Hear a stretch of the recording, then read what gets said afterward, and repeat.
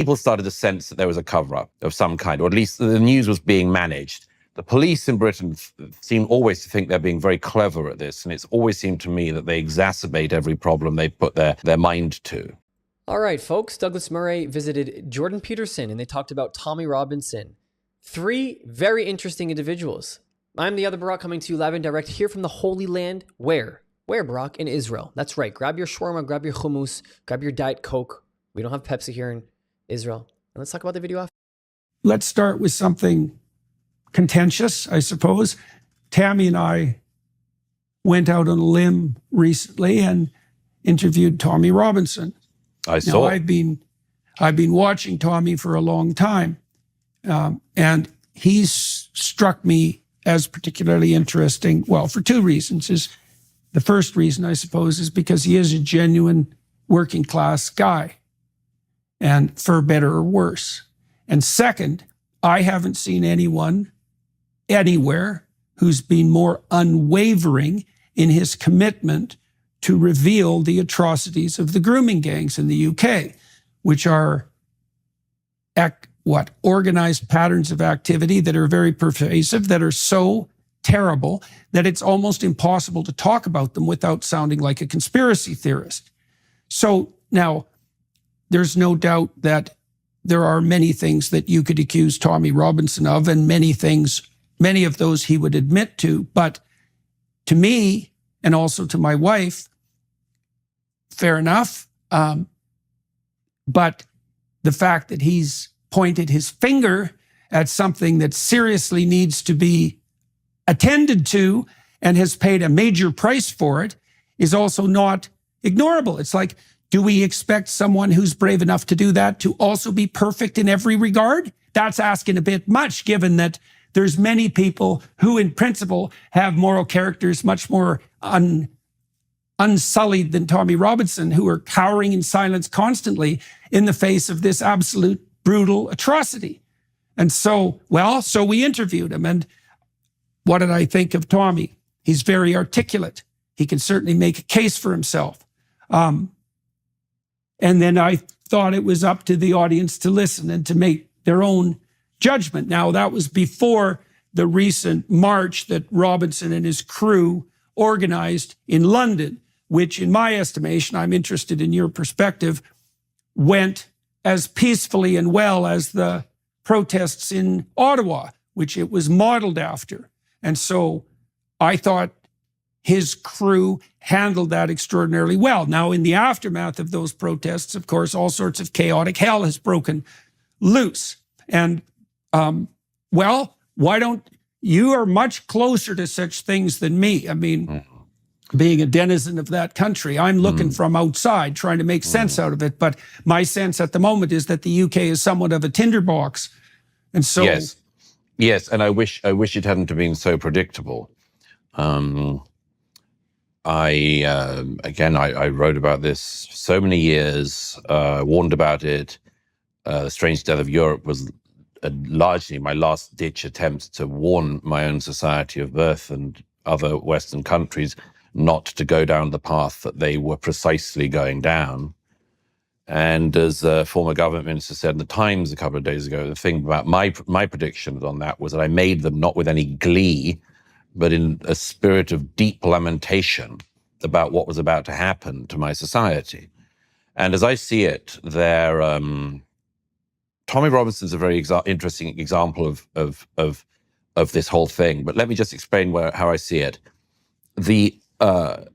This whole conflagration of recent days started when a 17-year-old went into a Taylor Swift dance class a couple of weeks ago now and started hacking at young girls with a knife.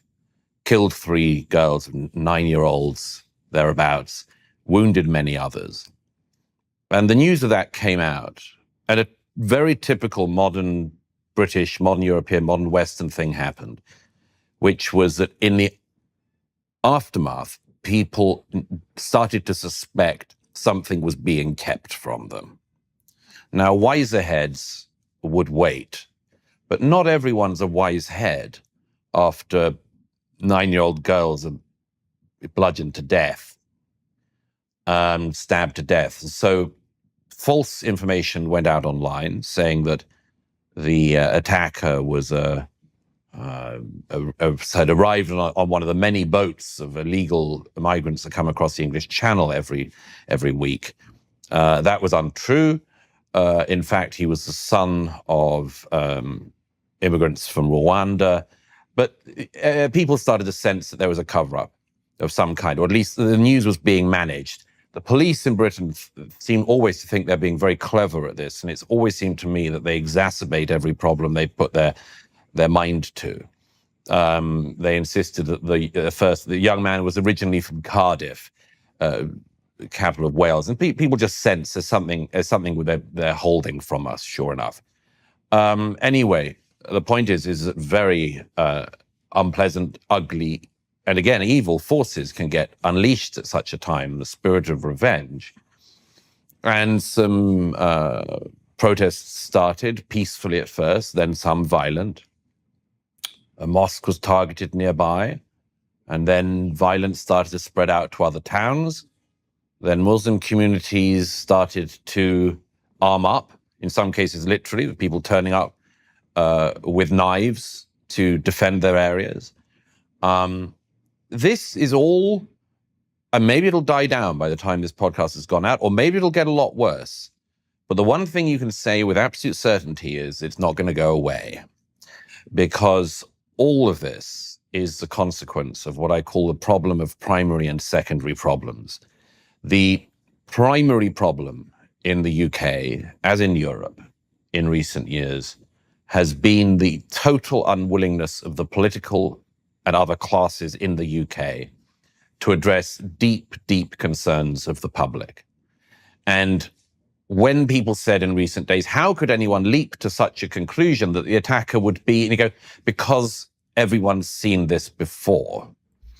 You know, people don't actually forget very fast. The media class may, but they don't forget very fast that it's only 7 years ago that the son of Libyan migrants to the UK went and detonated a suicide bomb at an Ariana Grande concert in Manchester.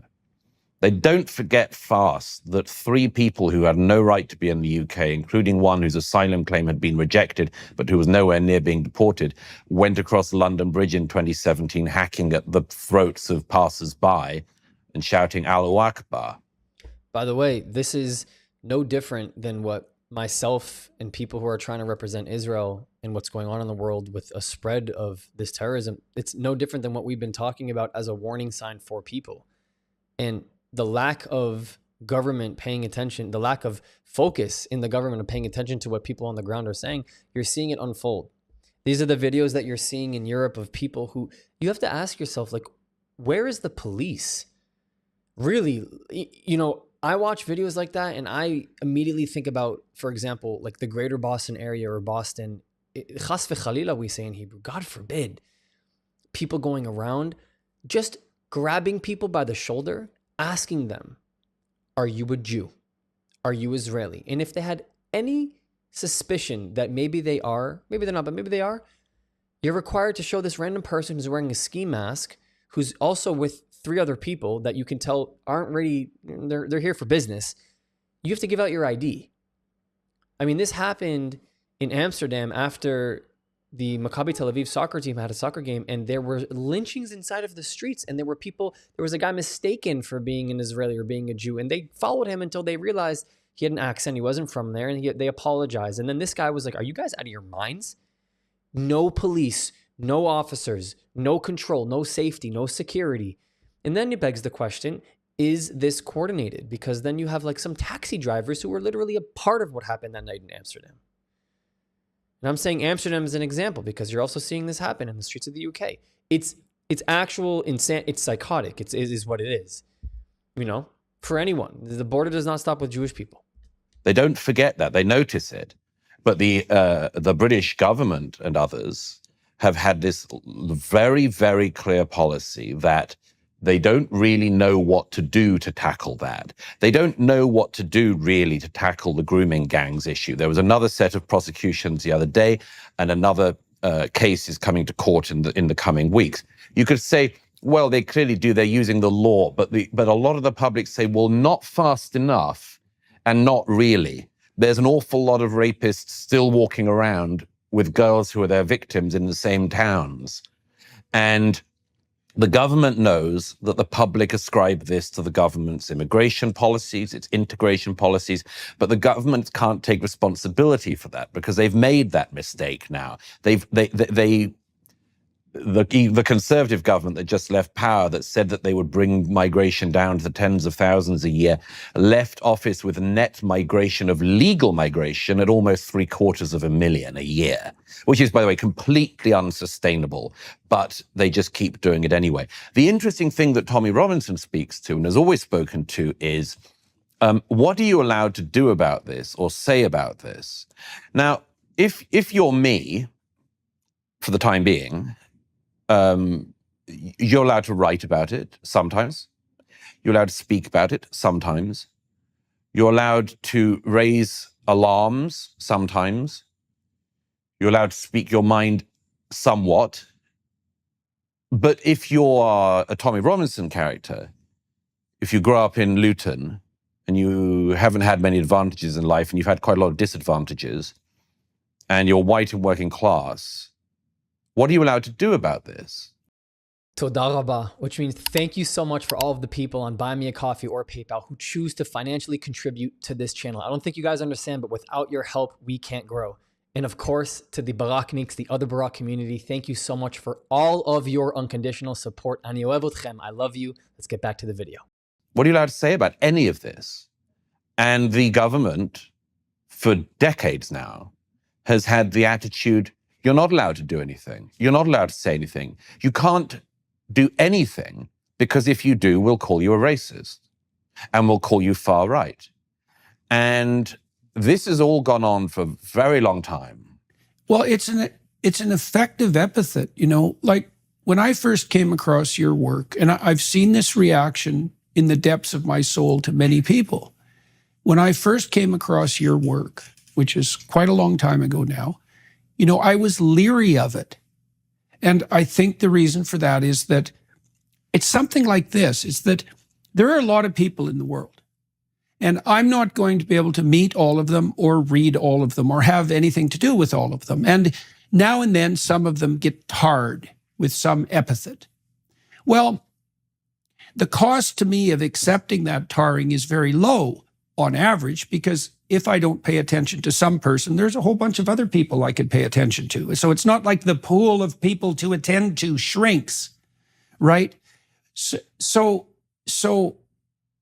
And that epithet of far right is a very effective brand of tarring. And even it's even effective among people who are very skeptical of such things. So I'll give you an example. So I talked to Michael Schellenberger after he released the WPATH files, when he was investigating the absolute pathological corruption and craven cowardice of the cadre who presented what purport to be the standard guidelines for enlightened care to the American Medical Association, the American Psychiatric Association, the American Psychological Association. And he was appalled at their lack of competence and their ideological possession. It was another bottomless pit. And I asked him how he became aware of this. And he said, well, one way was that he had listened to Abigail Shrier and I talk about it. I guess it was 2 years ago when Abigail first put out her book, Irreversible Damage. It was the first podcast I did after I'd been so ill, and I was terrified to do it because it was such a hot topic. And, you know, Schellenberger himself said he listened to that podcast, but he really couldn't believe it. You know, and that's another example of the effectiveness of that tarring. Yes. It's so easy to demolish someone's reputation. And it's especially easy to demolish a reputation for people who do not have, as it were, a backlog of published work.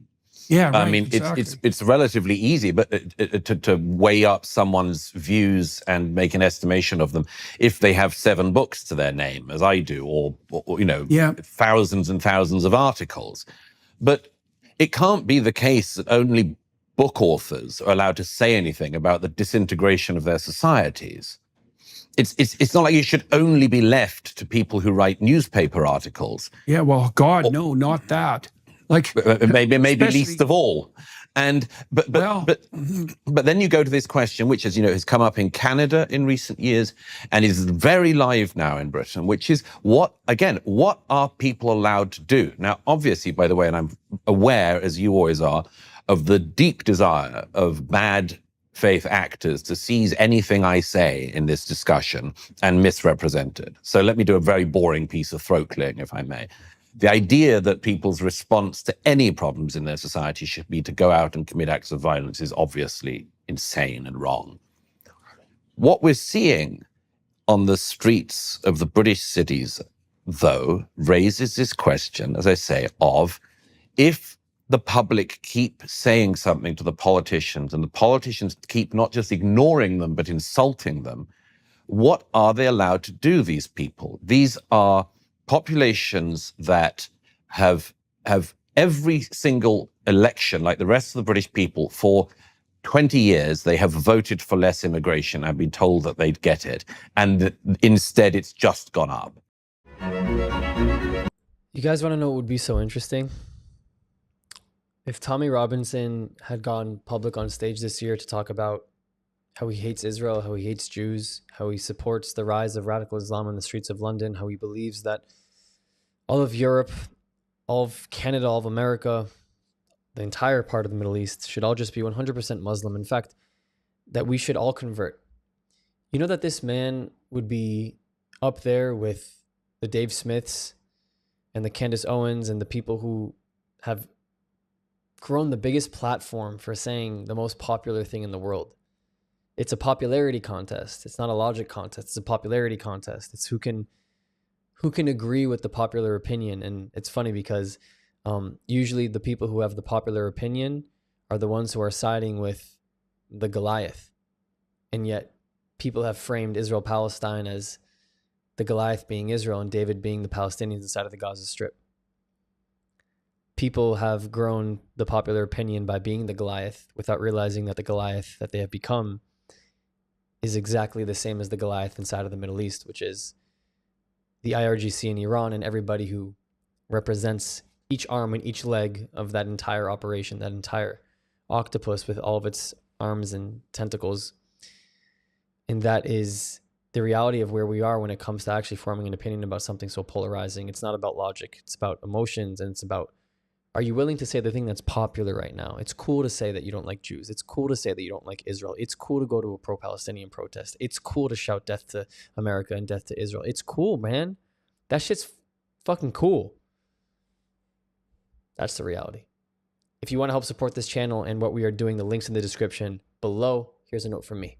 Here are 4 ways you can help us grow if you believe in our mission. On Buy Me a Coffee and PayPal, you can directly contribute to helping this message grow and reach more people across the world. If you want to join the inner circle, join our Patreon with different tiers, and of course, our Discord community, which is free with people from all across the world. The links to every single one are in the description. And last but not least, to the other Barak community, I love you. Ani ohev otchem. I'll see you guys next time.